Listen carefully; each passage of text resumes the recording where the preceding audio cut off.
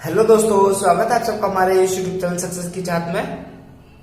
दोस्तों, हम इकोनॉमिक्स को कंप्लीट कर रहे हैं। जो कॉम्पिटिटिव लेवल की तैयारी है, कॉम्पिटिटिव एग्जाम की तैयारी गवर्नमेंट जॉब के लिए, उसमें हम जो सबसे पहला जो हमने सब्जेक्ट लिया है वो है इकोनॉमिक्स।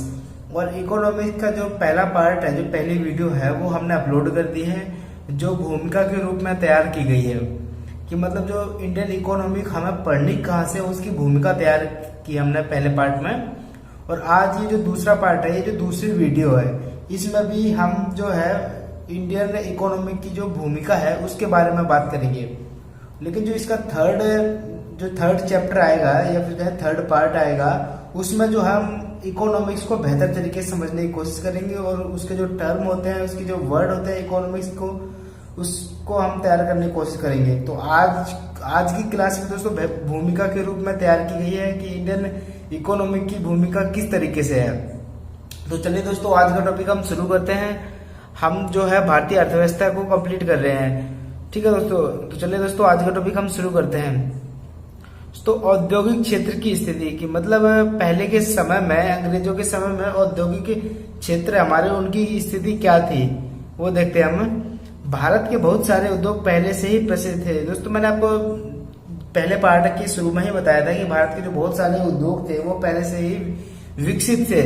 जैसे भारत का जो सूती कपड़ा हो गया, जो मलमल है, जो वस्त्र उद्योग है, ये भारत के बहुत ही ज्यादा फेमस थे पहले से ही, ठीक है। इन्होंने जो मतलब ये उद्योग है, ये अंग्रेजों की नीतियों की वजह से डाउन होने लगे। मतलब अंग्रेजी सरकार की जो नीतियां है वो इन उद्योगों के अनुकूल नहीं थी, क्योंकि मैंने आपको बताया कि जैसे अंग्रेजी सरकार है यहाँ से कच्चा माल ले जाकर अपने देश में ले जाती थी कच्चा माल, और ब्रिटेन से जो है तैयार माल भारत में लेकर आती थी, और जो भारत में उसकी चीजें बिकती थी, इसलिए जो लोग हैं भारत के वो उन्हीं को चीजों को खरीदते जाता, ठीक है। तो मतलब इस तरीके से जो देश के उद्योग थे वो मतलब बंद होने लगे बिल्कुल, ठीक है। उनकी जो बंद होने की बिल्कुल समाप्ति पर आ गए। जब हमारे हस्तशिल्प, कुटीर एवं लघु उद्योग खत्म हो गए तो इनके स्थान पर कोई नए उद्योग विकसित नहीं किए। जब हमारे ये उद्योग मतलब खत्म हो गए पूरी तरीके से, तो अंग्रेजों ने ये नहीं सोचा कि इनकी जगह पर कोई नए उद्योगों का विकास होना चाहिए।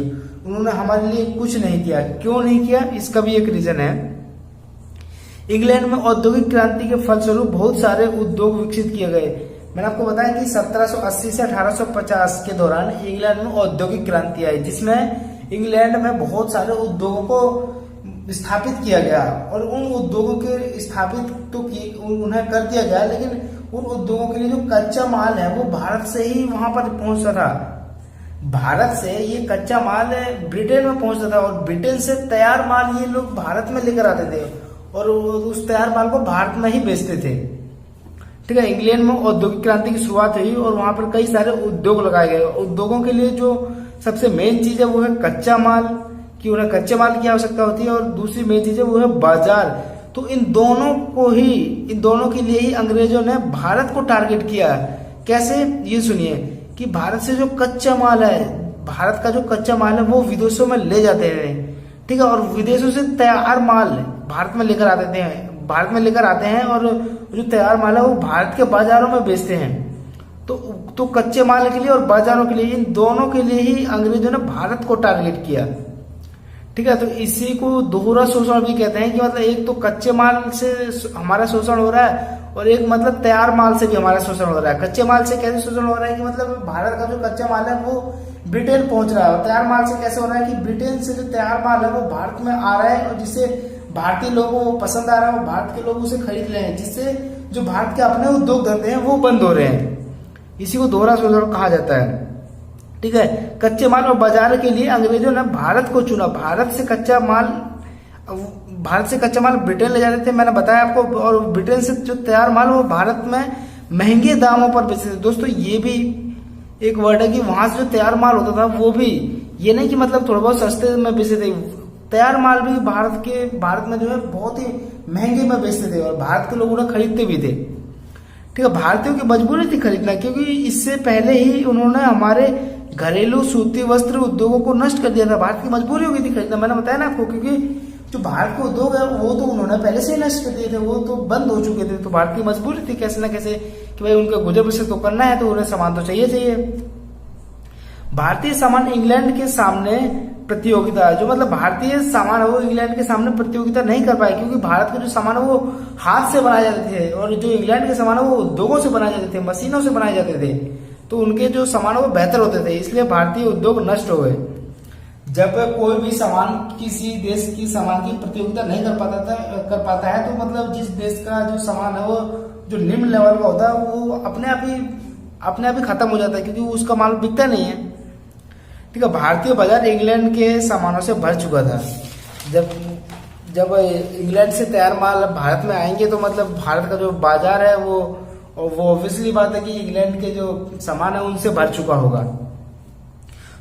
जो पढ़े लिखे भारतीय थे, कुछ भारतीय थे, भारतीयों ने अंग्रेजों से डिमांड की कि भाई कि आपने जो हमारे उद्योगों को है वो नष्ट कर दिया है, लेकिन आप उनके स्थान पर कुछ उद्योगों को तो लगाइए, कि मतलब कुछ उद्योग तो स्थापित कीजिए भारत में।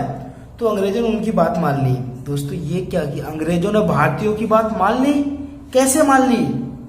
दोस्तों घबराइए मत, इसमें भी अंग्रेजों की अपनी चाल थी, अंग्रेजों की अपनी नीति थी। मैं बताऊंगा आगे अभी कि अंग्रेजों की क्या नीति थी कि उन्होंने भारत में जो उद्योग विकसित किए, क्योंकि अंग्रेज तो नहीं चाहते थे ना कि भारत विकसित हो, लेकिन अंग्रेजों ने भारत में उद्योग स्थापित किए। लेकिन क्यों किए? इसमें भी उनका अपना फायदा था। कैसे? अब आप खुद ही सोचिए कि जैसे यहां से जो कच्चा माल है, भारत से कच्चा माल ब्रिटेन लेकर जाना और ब्रिटेन से तैयार माल लेकर भारत आना, तो इसमें इसके भी जो परिवहन का लागत है वो तो उनकी कम से कम बचत होगी ना उनकी।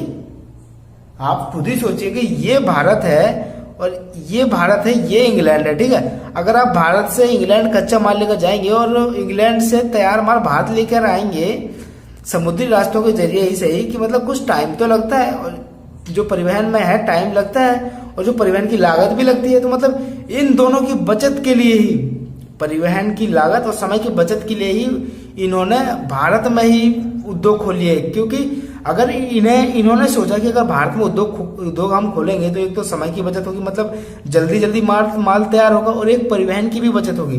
तो देखा दोस्तों, इसमें इनका अपना उद्देश्य था, अपनी इनकी चाल थी। ये नहीं चाहते थे कि भारत विकसित हो। ठीक है, और जो इंडिया के जो लोग हैं, जो मतलब पढ़ाने वाले, वो बस यही पढ़ाते कि अंग्रेजों ने हमारे लिए बहुत कुछ किया है। अरे अंग्रेजों ने हमारे लिए किया है, लेकिन क्यों किया है ये भी तो, उसके पीछे ये रीजन भी तो जानो आप। आधी अधूरी पढ़ाई या आधी अधूरी न्यूज दोस्तों बहुत ही ज्यादा खराब होती है। ठीक है, देखिए अंग्रेजों ने विकसित भी किए, यही उद्योग लगाए। ठीक है, यहीं पर जो अंग्रेजों ने उद्योग लगाए, इससे इनका परिवहन बचा। मैंने बताया ना दोस्तों कि यहाँ पर उद्योग इसलिए लगाए क्योंकि इससे इनका परिवहन बचा। मतलब इंग्लैंड, जब भारत से इंग्लैंड लेकर जाना और सामान को, और इंग्लैंड से भारत लेकर आना, इनमें इनका परिवहन लागत है वो अत्यधिक लगता था। ठीक है, अंग्रेजों ने यहाँ भी अपना फायदा ही देखा।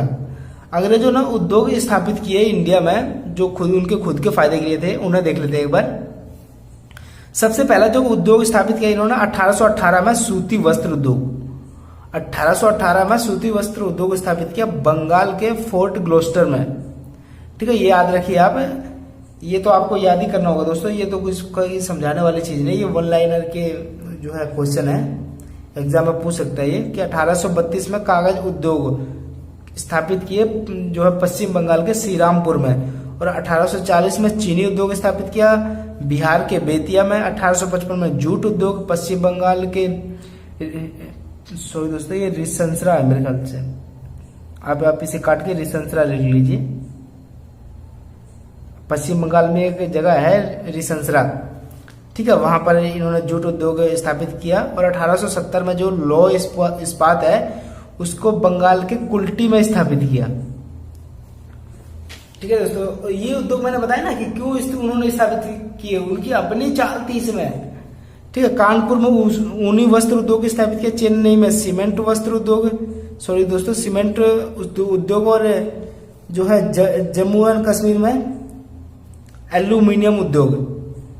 ठीक है, इन उद्योगों को स्थापित करने में अंग्रेजों का अपना भी फायदा था, मतलब उनका अपना ही फायदा था। ठीक है, अब उनके जो उद्योग उन्होंने स्थापित किए उनकी आधारिक संरचना देख लेते हैं कि पहले के समय में उनकी आधारिक संरचना क्या थी। लोगों का मानना है कि अंग्रेजों ने भारतीय अर्थव्यवस्था से संबंधित अनेक काम किए। लोग कहते हैं ना कि अंग्रेजों ने भारत में रेल चलाया, डाक तार विभाग वो नीति चलाई, ठीक है, जल परिवहन की शुरुआत की, पीडब्ल्यूडी की शुरुआत की। अरे लेकिन ये शुरुआत उन्होंने क्यों की, इनके बारे में भी तो जानो आप। ये भारत को विकसित नहीं करना चाहते थे, ये उनकी अपनी चाल थी। मैंने बताया ना आपको कि अंग्रेज हर एक काम में अपनी चाल देख रहे थे, अपना ही फायदा देख रहे थे वो। लेकिन इन्होंने जो अनेक काम किए, लेकिन ये क्यों किए ये भी तो देखो आप।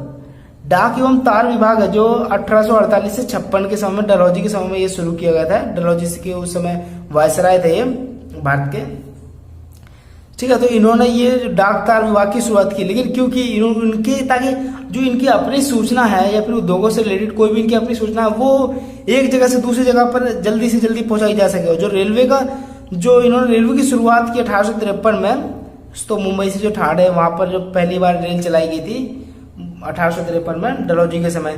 लेकिन इन्होंने रेल सेवा की शुरुआत क्यों की? क्या वो भारत को विकसित करना चाहते थे? तो नहीं दोस्तों, ये जो रेल सेवा की शुरुआत इन्होंने इसलिए की ताकि वो जो कच्चा माल है वो भारत के एक छोर से दूसरे छोर तक पहुंचा सके, ताकि जो दूर दूर जो फैक्ट्रियां स्थापित की हैं उनको कच्चा माल ये उपलब्ध करा सके जल्दी से जल्दी रेल सेवा के द्वारा, ठीक है। इनका अपना ही फायदा था। जल परिवहन को इनका अपना फायदा था क्योंकि किसी भी सामान को अगर उन्हें ब्रिटेन लेकर जाना है, कहीं एक क्षेत्र से दूसरे क्षेत्र में लेकर जाना है, तो इसके लिए इन्हें जल परिवहन की आवश्यकता हुई। और ये पीडब्ल्यूडी की इन्होंने शुरुआत की 1854 में। दोस्तों ये जो ज्यादातर काम है डलहौजी के समय ही किए गए हैं। अंग्रेजों ने इन सभी का जो है निर्माण करने में उनका स्वयं का फायदा था, ठीक है। कैसे था वो देख लेते हैं एक बार। रेलवे का जो इनका जो अपना फायदा था वो संसाधनों को एक स्थान से दूसरे स्थान पर जो पहुंचाना, संसाधन का मतलब यहाँ पर कच्चे माल से। जल परिवहन में कम खर्च, क्योंकि वैसे तो आप किसी भी उसको परिवहन को ले लीजिए उसमें ज्यादा खर्चा आता है, ठीक है, लेकिन जल परिवहन में कम खर्चा आता है क्योंकि उसमें सड़कों का निर्माण नहीं करना पड़ता आपको, ठीक है। डाक एवं तार विभाग की, तो मतलब इनकी खुद की सूचना है जो एक स्थान से दूसरे स्थान पर पहुंचाई जा सके। और इन्होंने पीडब्ल्यू की शुरुआत की खुद के लिए, खुद निजी फायदा देखा इसमें इन्होंने अपना, ठीक है।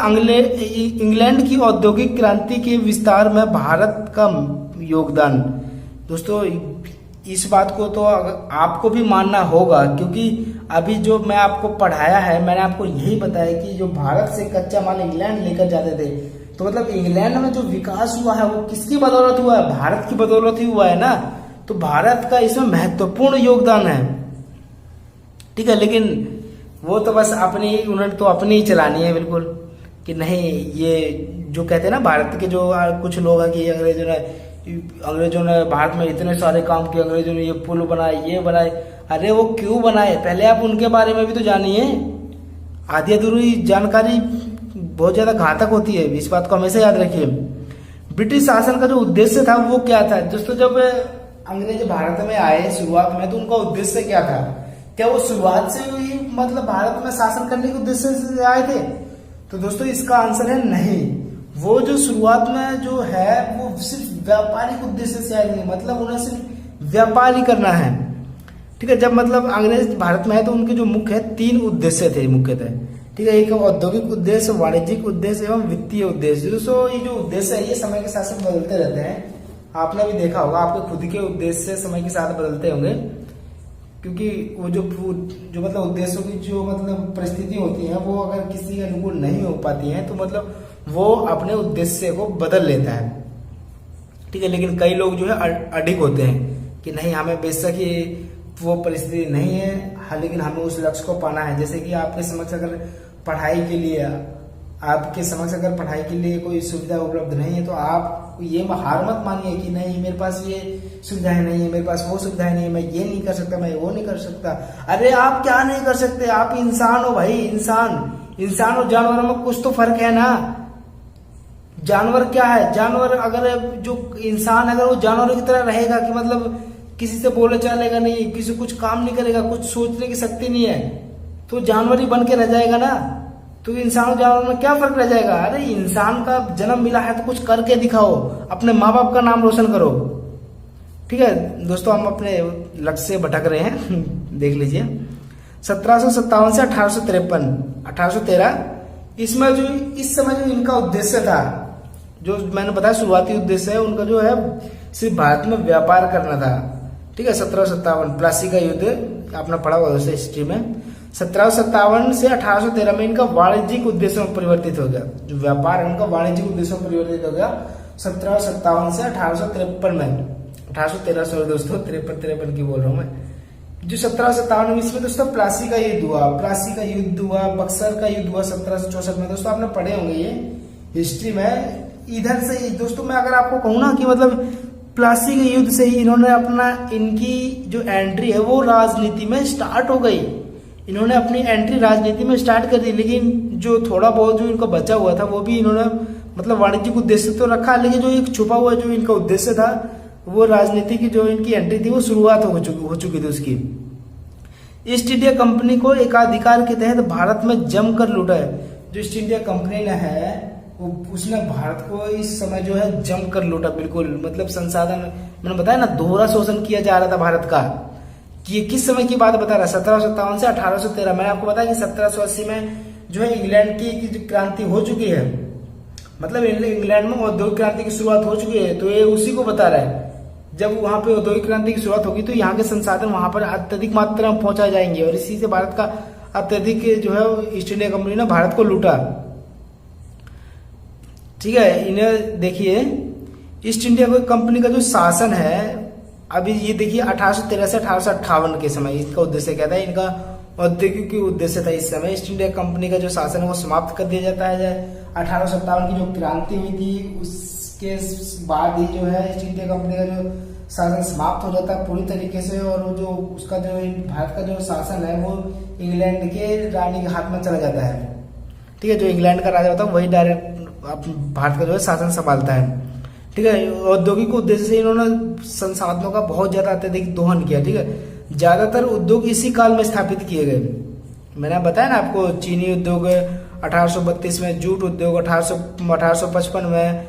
ठीक है, ये इसी समय के उद्योग हैं, ये इसी समय विकसित किए गए हैं। ये 1858 से जो इनका उद्देश्य था, इनके उद्देश्य में कुछ परिवर्तन आया, इनका वित्तीय उद्देश्य हो गया। दोस्तों ये मिलते, ये एक जैसे लगते हैं, औद्योगिक उद्देश्य, वाणिज्यिक उद्देश्य, वित्तीय उद्देश्य, और ये है भी थोड़े बहुत एक जैसे, लेकिन इनमें थोड़ा बहुत फर्क है। वित्तीय उद्देश्य में क्या है, वित्तीय उद्देश्य में सिर्फ आपको पैसा दिखता है कि आपके पास सिर्फ पैसा हो। ठीक है, दोहरा आर्थिक शोषण आता है इसमें। कैसे, कच्चा माल और तैयार माल, कच्चा माल भारत से इंग्लैंड ले जाना, तैयार माल इंग्लैंड से भारत लेकर आना। ठीक है, इसी तरीके से दोहरा शोषण हुआ, क्योंकि इससे जो है इंग्लैंड को इनकम प्राप्त होती थी। जब भारत के सामान उनके भारत में बिकेंगे, इंग्लैंड के सामान, तो उन्हें इनकम तो प्राप्त होगी। ठीक है, जो फोर्थ जो पॉइंट है वो है विदेश व्यापार की। भारत का जो उस समय विदेश व्यापार क्या था वो देख लेते हैं हम। जो भारतीय सामानों की जो शुरुआत में जो बहुत ज्यादा डिमांड थी ना, और डिमांड तो थी शुरुआत में, लेकिन जैसे इंग्लैंड के जो लोग आए, इंग्लैंड जो भारत में आए, उस समय से इनकी जो सामानों की डिमांड है वो घटनी शुरू हो गई, क्योंकि जो इंग्लैंड के सामान भारत से बेहतर होते थे, क्योंकि वो मशीन से बनाते थे, तो मतलब उनके सामान ज्यादा बिकने लगे और भारत का जो सामान है वो कम बिकने लगा। ठीक है, तो भारत के जो मतलब उद्योग धंधे हैं वो बिल्कुल ठप हो गए, विदेशी व्यापार भारत का ठप हो गया। क्योंकि इससे इसका जो 50% से ज्यादा व्यापार इंग्लैंड से होता था, क्योंकि इंग्लैंड, मैंने बताया ना, कोई ज्यादा सामान इंग्लैंड लेकर जाते थे, तो जो भारत जो 50% से ज्यादा व्यापार है वो इंग्लैंड से होता था। हालांकि थोड़ा बहुत व्यापार जो है चीन से, इराक, ईरान एवं श्रीलंका से होता था, लेकिन जो 1947 जब हमारा देश आजाद हुआ, इस समय तक हमारा विदेशी व्यापार बचा ही नहीं। जब ये जो अंग्रेज हैं दोस्तों, जब ये हमारे भारत छोड़ के गई ना, जो भारत को छोड़ के गई, तो उस समय भारत की स्थिति क्या थी, आप उस समय का अंदाजा भी नहीं लगा सकते दोस्तों। किताबों में तो लिख देते हैं कि हाँ भाई इतने लोग मरे, लेकिन वो वास्तविकता नहीं है दोस्तों। इसमें अनगिनत लोग मारे गए। भारत जब आजाद हुआ दोस्तों, अनगिनत लोग मारे गए, और भूख हड़ताल की स्थिति, किसी के पास खाने को नहीं है, किसी के पास, अरे उनके पास अपने घर नहीं है रहने को। ठीक है, ऐसे लोग थे। मतलब जब भारत को छोड़कर गए अंग्रेज, तो मतलब भारत को खस्ता हालत में छोड़कर गए है। भारत की स्थिति उस समय, मतलब कि आपको अंदाजा भी नहीं लगा सकते उस समय स्थिति क्या थी भारत की। ठीक है, जो पहले का समय था उनमें जो जननांकीय परिस्थितियां हैं उन्हें देख लेते हैं एक बार, क्योंकि मैं जो है आपको एक भूमिका तैयार कर रहा हूं आपकी, क्या, ताकि आप जो आगे आगे हम जो पढ़ने वाले हैं इंडियन इकोनॉमी को, जहाँ से हम शुरुआत करते हैं इकोनॉमिक्स टर्म के, तो उससे पहले आप भारत की जो इंडियन इकोनॉमी की जो भूमिका है आप पहले उन्हें समझ लीजिए।